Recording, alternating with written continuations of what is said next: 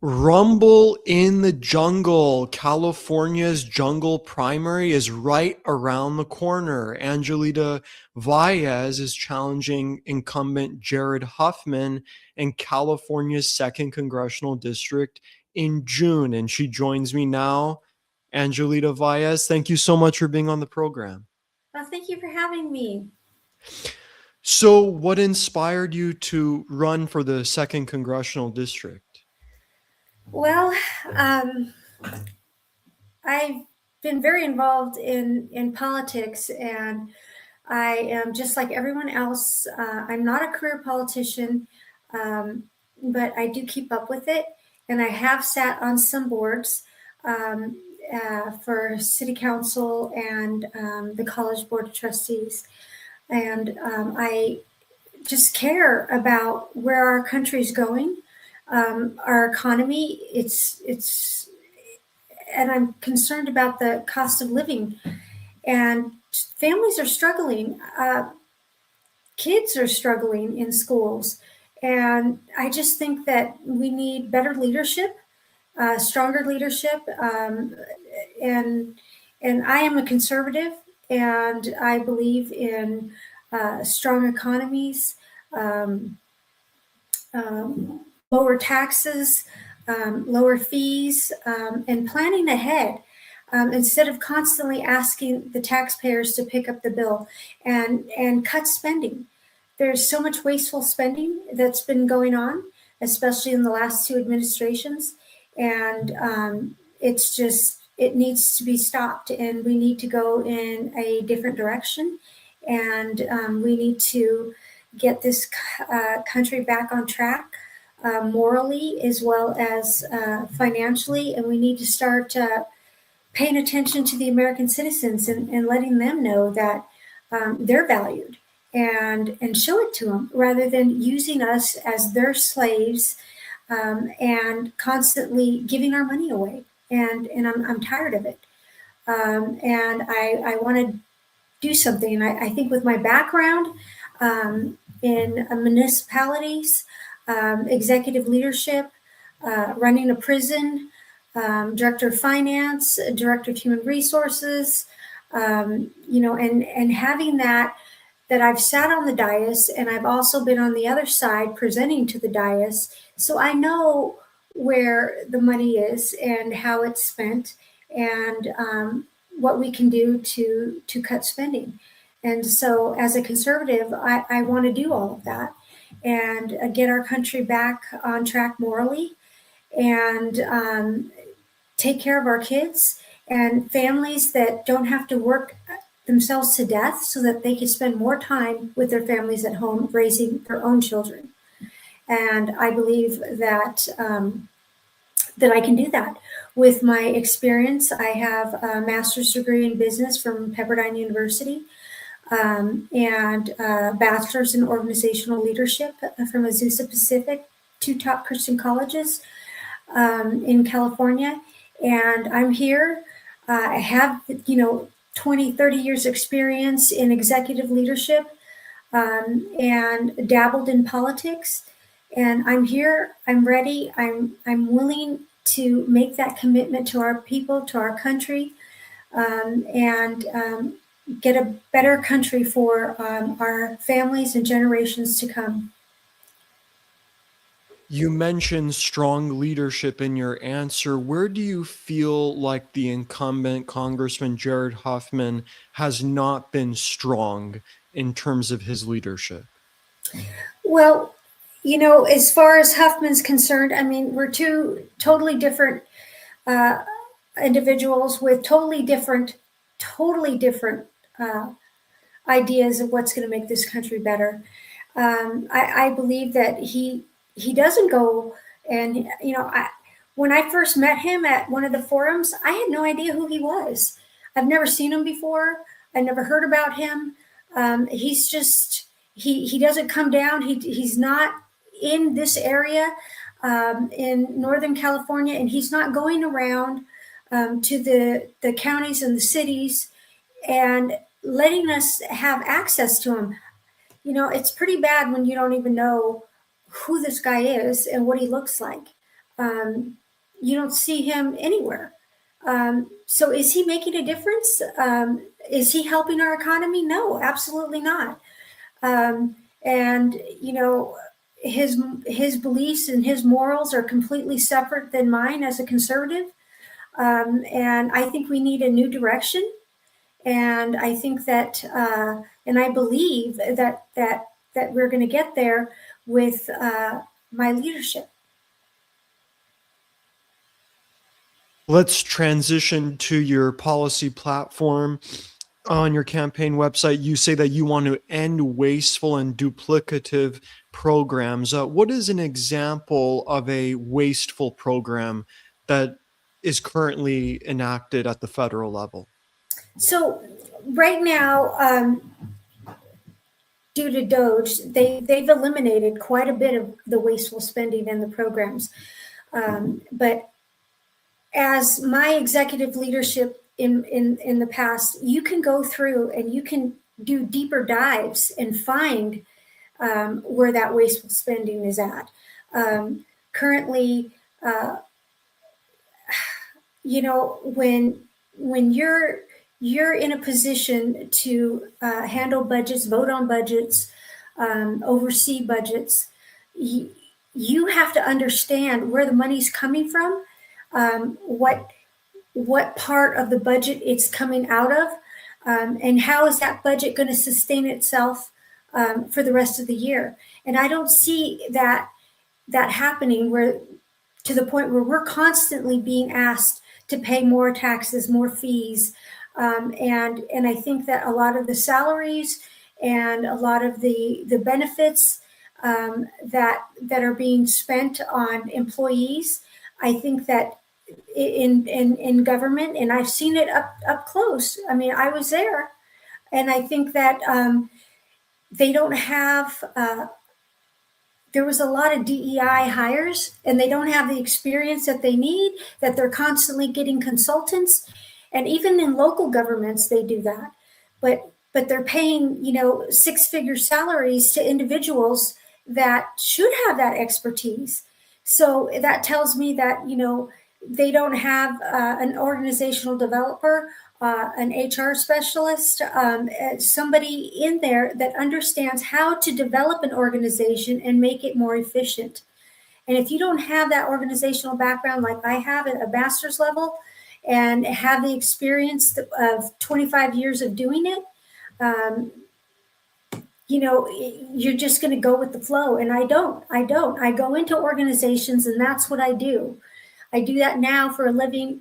I go into organizations and I organize them. I make sure that their staff is capable of doing their jobs, that they were good hires, that we make sure that we're not just hiring people just to sit there and hire consultants. No, that's not how we do that. And that needs to stop in government spending. And I see so much of that. Is there a specific program, though? Like, is there one program in the first year or in your first term that you will say, I want to eliminate this program immediately? Is there one specifically?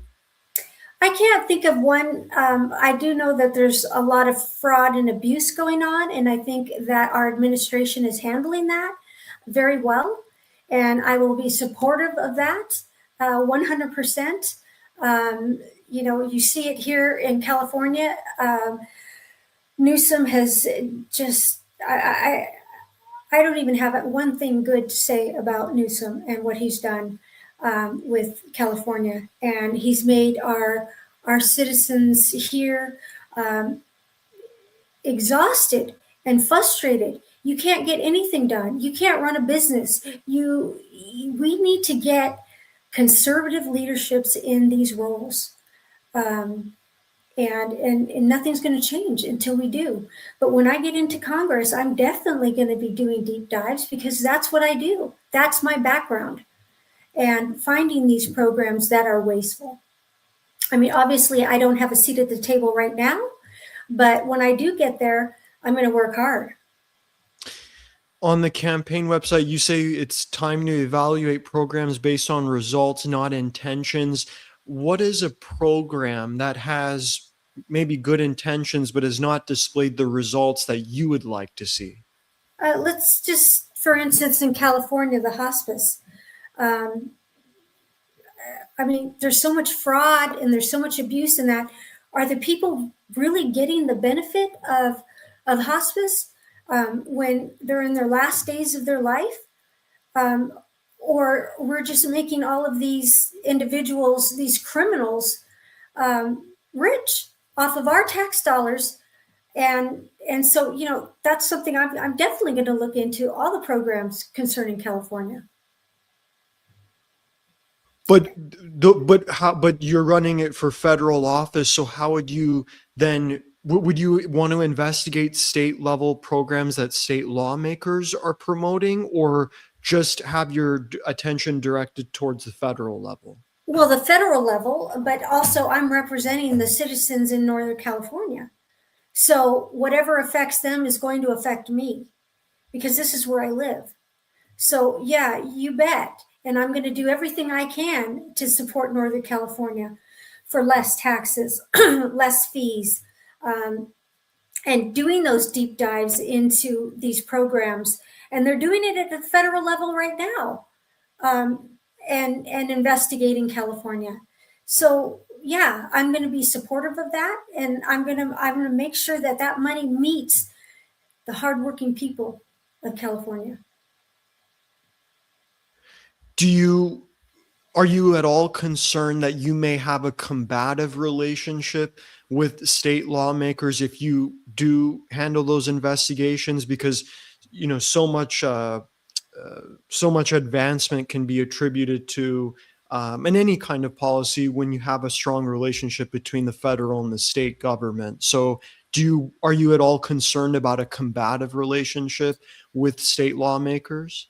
No, I do not, because of my experience in organizational development and my uh, uh, education and working as a prison warden. I understand that you have to be able to communicate and you have to be able to listen, but to a point. And sometimes you got to get in there and you got to deal with this ugliness and this problem, and I'll be there to deal with it.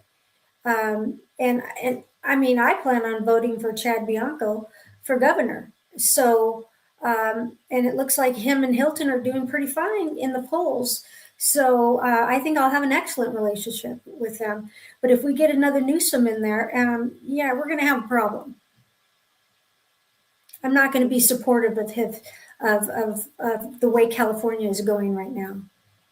Let's go into your economic opportunity plan. You want to protect entrepreneurs and family owned businesses. You have experience in the private sector and in the small business sphere. What lessons have you learned in that area that you plan to transfer into federal policy making? Um, well, I think it's great to combine public sector with private sector and partnering. Um, you know, when in any time that you do something through the government, you're going to pay prevailing wages. You're going to spend a lot of money that the private sector can come in and do for a fraction of the cost. I ran private prisons, and I saw the difference, in the cost, um, and things that you can bring about that could partnership with private sector. I think is going to be great for this country. It's also going to put Americans to work. It's going to incentivize going into business for yourself. um, I mean, nobody gets rich off of working an hourly wage, So, you have to get out there, step out there, and start partnering with the people, the citizens, the private sector, to cut a lot of the waste. What do you see as the biggest challenges that small business owners face in today's economy? and how you would fix those problems. Well, firsthand, I do own multiple businesses, small businesses, and the biggest problem is not only is the red tape, but the permits, the fees, the taxes. I mean, you get taxed. Even if you're renting a building, you get taxed. The landlord gets taxed, and then I get another tax. And it's just constant fees to the point where people just give up. I mean, it's hard to make it, and especially in this economy right now. And when you have the government just constantly with their hand out, but they don't offer you anything to grow and to make your business, they just take away, they fine, and it's just constant. And a lot of people get discouraged, and they just, I'm just going to work for McDonald's and just deal with it that way. But the government needs to make it possible for these businesses to thrive, and when they thrive, our country thrives. And so that's how I'm going to be supportive of that, is supporting private businesses, not making it so difficult for them to open, and to stay open, and stop all of this finding ways to put people out of business, but finding ways to keep people in business. And last question regarding your economic opportunity plan. You want to expand vocational and trade education. A lot of candidates that I've spoken to throughout this year have promoted that idea. What is it about trade education that you can really do, like in terms of policy? Is there a certain policy reform you'd like to see, or are you just someone who wants to just champion it in the marketplace of ideas? Well, when I get a seat in Congress, I'm going to look everywhere to figure out a way. So students today, not every student is academic, and I can tell you that I myself uh, came out of foster care, uh, had a baby at 16. Um, I didn't have the education. None of my parents went to college. They didn't even graduate from high school. And I didn't have the ability to take care of a child on my own. And if it wasn't for the prison system that were hiring correctional officers, um, and I took the academy at the local community college, and I got a correctional officer position. And from there, I was able to continue my education and to be where I am today. And I needed that bridge. And sometimes people right now, especially in this economy and with what's going on in this world, need that bridge. And I'm going to do everything in my power at the federal level, working with the state level, to get programs going, so that if I didn't have those vocational programs I'm a certified paralegal. I made it, and I was able to take care of my son because of it.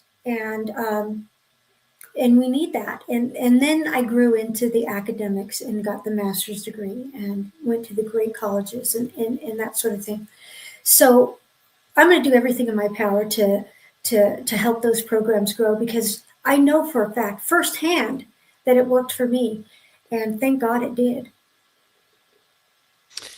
Last policy issue that I want to ask you about, it, your part of your platform, is about protecting the Second Amendment. It's something that you really value, and you say in your platform, and you say that you want to expand and protect open carry and constitutional carry laws. California is not an open carry state. How are you going to persuade California voters that they should embrace open carry laws? Well, first, I'm going to vote for Chad Bianco, the sheriff, because he understands the Second Amendment, and I'm going to support, and I'm going to support every law that protects the Second Amendment. and every policy that comes forward. And also, I don't want restrictions on the Second Amendment at all. I think that every family should have the ability to protect themselves as well as their family, because the cops are not going to get here in time, especially in Northern California. I mean, I live on a mountain, and it's going to take them at least an hour to get here. So, I'm going to do everything I can, vote for Chad Bianco, make sure that I oppose anything that's going to weaken the Second Amendment, and support anything that's going to strengthen the Second Amendment. I have family in Mexico, and they're helpless there. The cartel, is taking over that country. When are we going to learn that we don't give up our weapons? We don't weaken the Second Amendment. We keep our weapons. Every country knows that if they try to come in to the United States, we have the biggest military there is, and that's because of the citizens are armed. And it needs to stay that way. We don't need another Hitler that's going to take away, our rights. We have no guns to protect ourselves. Learn from the mistakes that other countries have done, and these communist countries that disarmed their citizens. You got to have a vision and learn from history. And if some people can't, then I'm hoping that we get enough people in there to protect the Second Amendment, that we don't allow people like Huffman to ruin our ability to protect ourselves at home. The argument that you'll commonly hear is that, yes, individuals can have their guns and the Second Amendment exists for a reason, but that there are certain individuals who may be going through mental health challenges, or they just may not be suitable to carry a gun. What is your message to those who will say, okay, let's protect the Second Amendment, but maybe not everyone should have access to a gun due to some mental health challenges? I think that now, I mean, it's vetted as far as to have a gun. If people are mentally ill, we need to address that issue. And I'm not saying that I support giving mentally ill people guns, but once again, if they're mentally ill, if they're a criminal, they're going to get their guns. People are going to kill no matter what. They don't need guns to kill. They can kill with anything. And we need guns to protect ourselves. And if we start putting restrictions on guns, then we can't protect ourselves against criminals or mentally ill people. So it's a double-edged sword. But if it means that families can't protect themselves, women can't protect themselves in public, people just prey on women and children, and they need to be able to provide security for themselves. And people are going to think about it twice. The criminals are going to say, "Hey, it's open carry. I could get shot as well." But right now, they're having a field day and abusing women and children and even men, because they're not worried about it, because we can't carry a gun. So we need to even the playing field, and I'm going to support that 100%. Should there be any gun-free zones in society? I don't believe there should be. There should be gun-free zones. Obviously, in prison, they do have guns, but they're locked up. The guards carry, less pepper spray, less lethal weapons. But let me tell you, when a riot breaks out, you open that armory and you get to work. So no, I don't think there should be guns free. I mean, you could say maybe in church. I mean, how many shootings have we seen in church? You could say the liberals will say, what about schools? Well, how many shootings have we seen in schools? Maybe if the teachers had guns, that we wouldn't have seen so many deaths. And maybe that will deter people to go in and shoot up schools if they know that the playing ground is even. So no, no, I don't have any restrictions unless you could come up with one right now, and I can tell you whether I believe it or not. But yeah, I think everybody needs to be able to protect themselves at all times. Well, I'm not a policymaker, just someone asking the questions. So, do you see any opportunity then to work with? I mean, there are some Democrats who may come from rural backgrounds, or they may have an electorate that's more receptive to the kinds of laws that you're saying. But then there clearly aren't Democrats and who agree with you. And this issue is a contentious one. What do you feel that you have to almost steamroll the other side to get what you want, or can there be any common ground on this issue? Is this issue such a divisive one that there can't be any common ground, really? You know, I'm a person that listens, and I have the ability to listen and to reason. I'm a very good person that can reason well, and bring groups together, and that's what I do for a living. Um, but I have to tell you, I'm also persuasive. So I think it could go either way. But as far as the Second Amendment is concerned, I don't like the word steamroll, but how about educate and persuade?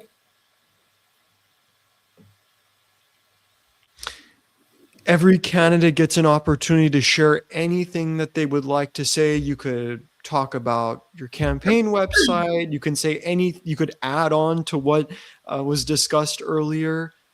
The floor is yours to say whatever you would like. All right. Well, for Northern California, I think it's important that we never have the catastrophes and fire that we've had due to, well, let's just Newsom. Uh, we need water. We need to protect our water. We need to protect our farmers. We need to protect our business owners. We need to protect families in Northern California. I don't ever want to see a fire like Paradise again here, and it shouldn't have happened. And I'm going to make sure that there's money allocated to fire prevention, and I want to help hold accountable the electric utility companies that burned all of these people's homes down, took their lives, and then walked away with most of the settlements. No, those need to go to the people. The people need to be made whole. And I'm going to do everything in my power to make sure that happens. I can tell you right now, Huffman's not going to do a darn thing about it. Uh, if you like Newsom, you're going to like Huffman. So vote for me, and I get things done. And I don't waste time. And I think with where I came from, I pulled myself up from my bootstraps, and I made something of myself, no matter what my circumstances were. I kept going and making better and better decisions. My son, he served in the Air Force and the reserves, and he's a top executive right now with his organization. And I actually went to Planned Parenthood to get on birth control when I was 16. That's when I found out I was pregnant after I ran away from foster care, and they were trying to force me into an abortion, and telling me that I could abort, that I could get my life back, that I could do this. And I said, absolutely not. I will not murder my own child. And I figured out a way, cleaning houses, uh, taking care of my own child, and going to school. Um, and again, making better decisions. And I have a wonderful family because of it. And I want everybody to have that opportunity. And I'm going to do everything in my power to keep them safe and working and helping make this country great. Angelita Valles, thank you so much for being on the program. That's the end of the interview. Thank you so All right. much. Thank you for having me. Bye-bye.